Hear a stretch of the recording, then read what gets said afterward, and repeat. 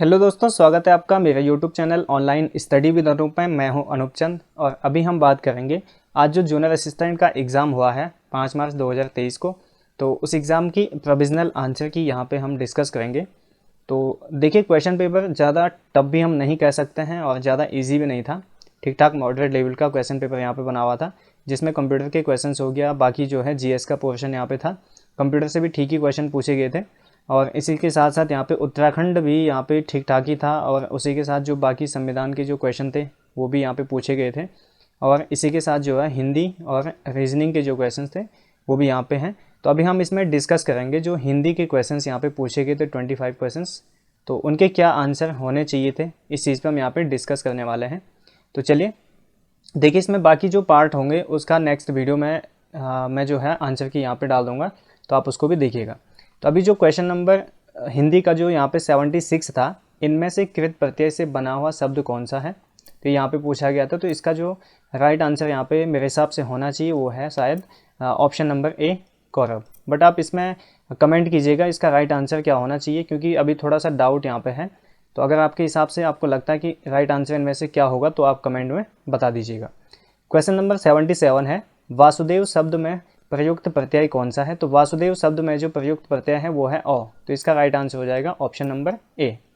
Question number 78 था, सांप मरे न लाठी टूटे, इस लोकोक्ति का उपयुक्त अर्थ है। तो इसका जो अर्थ है वो क्या है, वो होना था बिना हानि के कार्यपूर्ति होना। ठीक है, तो ऑप्शन नंबर डी इसका यहाँ पे राइट हो जाएगा। क्वेश्चन नंबर 79 है, इनमें से किस शब्द में निर उपसर्ग प्रयुक्त नहीं हुआ है। तो निर उपसर्ग जो प्रयुक्त नहीं हुआ है वो है यहाँ पे निराला शब्द, तो ऑप्शन नंबर ए इसका यहाँ पे राइट होगा। क्वेश्चन नंबर 80 है, लोकतंत्र शब्द का विलोम शब्द कौन सा है। तो इनमें से लोकतंत्र का विलोम कौन सा है, तो लोकतंत्र का विलोम है राजतंत्र, तो इसका ऑप्शन नंबर बी जो है यहाँ पे राइट हो जाएगा।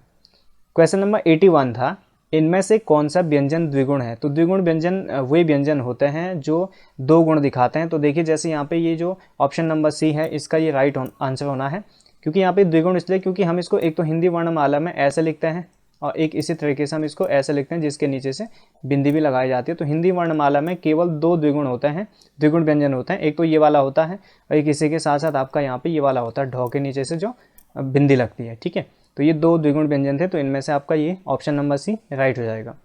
क्वेश्चन नंबर 82 है, काम करते रहना ही जीवन है। तो इसमें जो इस आलस्य तो मृत्यु है, तो इस वाक्य में मध्य में प्रयुक्त जो विराम चिन्ह है यानी ये जो साइन है, ये साइन कौन सा है, ये यहाँ पे पूछा गया था। तो अल्प विराम कॉमा होता है, योजक चिन्ह भी आपका देखा होगा, योजक ये वाला होता है, डैश वाला साइन जो होता है जो किसी चीज़ को जोड़ता है, और यहाँ पे जो है इसको पूछा गया था तो ये था आपका अर्धविराम, तो इसका राइट आंसर हो जाएगा ऑप्शन नंबर सी।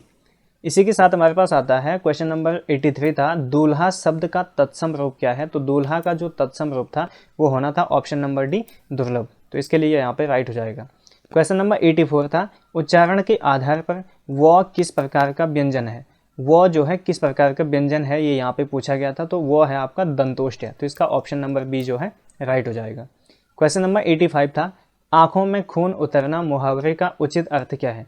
तो आंखों में खून उतरना का मतलब होता है अत्यधिक क्रोध होना, तो इसका ऑप्शन नंबर ए जो है यहाँ पे राइट हो जाएगा। क्वेश्चन नंबर 86 था, सुनक शब्द इनमें से किसका पर्यायवाची है। तो सुनक शब्द जो है यहाँ पे कुत्ता का पर्यायवाची था, तो इसका यहाँ पे राइट आंसर हो जाएगा ऑप्शन नंबर सी। तो ये चीज़ यहाँ पे आपके पास थी। क्वेश्चन नंबर 87 है, उत्तराधिकार में मिली जायदाद को के लिए एक शब्द, यानी इस वाक्यांश के लिए एक शब्द क्या होगा। तो इसके लिए जो एक शब्द होना था वो था आपका रिक्त, तो ऑप्शन नंबर डी जो है इसका यहाँ पे राइट आंसर होगा।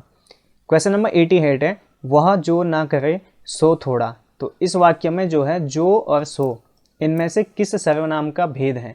तो जो और सो जो है संबंधवाचक सर्वनाम के भेद होते हैं, तो ऑप्शन नंबर बी इसका यहाँ पे राइट हो जाएगा।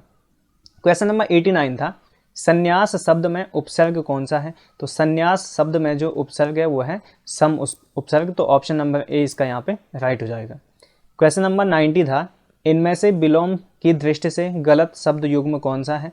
तो गलत शब्द युग्म को चयन करना था, तो कृत्रिम का विलोम प्राकृतिक या प्रकृति होता है, और औरस का विलोम जो है जारज होता है, और संधि का जो है विग्रह होता है। तो इसमें ऑप्शन नंबर बी जो है वो है अनग, अनग का जो वहाँ यहाँ पे विलोम दिया हुआ वो है सनग, तो जबकि इसमें अनग का जो विलोम होना था वो होना था अघ। ठीक है, तो आगे इसका विलोम होना था, तो ये यहाँ पे आपका गलत युग्म है, तो इसका ऑप्शन नंबर बी जो है राइट हो जाएगा। क्वेश्चन नंबर 91 है, हंसा थे सो उड़ी गए, कागा भये दीवान, लोकोक्ति का अर्थ क्या है? तो इसका अर्थ है भले लोगों के स्थान पर बुरे लोगों के हाथ में अधिकार। तो ऑप्शन नंबर सी जो है इसका राइट हो जाएगा। क्वेश्चन नंबर 92 था, अमावस की अंधेरी रात, इस वाक्यांश के लिए एक शब्द कौन सा है? तो यहाँ पे से देखेंगे आप, यहाँ पे आपका कुहू जो है, यानी जैसे कुहू एक तो उसको कहते हैं कोयल के, जब जैसे कोयल जो है कोयल की जो आवाज़ होती है कुहू वाली तो होगी, तो यहाँ पे अमावस के अंधेरे रात के लिए भी एक शब्द क्या है? कुहू। तो ऑप्शन नंबर डी इसका राइट हो जाएगा। और क्वेश्चन नंबर 93 था, अजंत शब्द का संधि विच्छेद क्या होगा? तो अजंत का संधि विच्छेद जो होता है वो होता है ऑप्शन नंबर सी, अच चौहलंत है प्लस अंत। ठीक है, अच प्लस अंत, तो ये इसका यहाँ पे राइट आंसर होना था option number C. Question number 94 है, राष्ट्र को हानि जयचंदों से होती है, वाक्य में जयचंदों में कौन सी संज्ञा है? तो अगर यहाँ पे जयचंद होता तो जयचंद सिंपल एक था तो वो हो जाता व्यक्तिवाचक, लेकिन यहाँ पे जयचंदों है तो जयचंदों से जो है किसी की जाति का बोध हो रहा है, तो यहाँ पे आपका ऑप्शन नंबर ए जो है राइट होना है, जातिवाचक। क्वेश्चन नंबर 95 है, इनमें से तद्भव शब्द है, तो इन सब में से जो है तद्भव शब्द कौन सा है? तो वो है आपका ऑप्शन नंबर सी जो है कुकुर। ठीक है, इसके बाद है क्वेश्चन नंबर 96, दिशावर शब्द का तत्सम रूप है, तो दिशावर का तत्सम जो रूप है वो है ऑप्शन नंबर ए, दिशांतर। क्वेश्चन नंबर 97 है, इनमें से किस विकल्प या शब्द में अनु उपसर्ग का प्रयोग नहीं हुआ है? तो इनमें से किस में जो है अनु उपसर्ग का प्रयोग नहीं हुआ है, ये पूछा गया है। तो यहाँ पे आपका ऑप्शन नंबर ए जो है राइट हो जाएगा, अनुदात। तो अनुदात का मतलब यहाँ पे होता है छोटा, जिसको हम यहाँ पे कहते हैं, तो इसमें जो है अन उपसर्ग है, अन।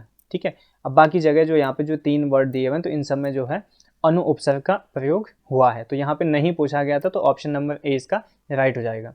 क्वेश्चन नंबर 98 है, यज्ञवेदी शब्द में समास है, तो यज्ञवेदी शब्द में जो समास है वो है संप्रदान तत्पुरुष, तो इसका राइट आंसर हो जाएगा ऑप्शन नंबर बी।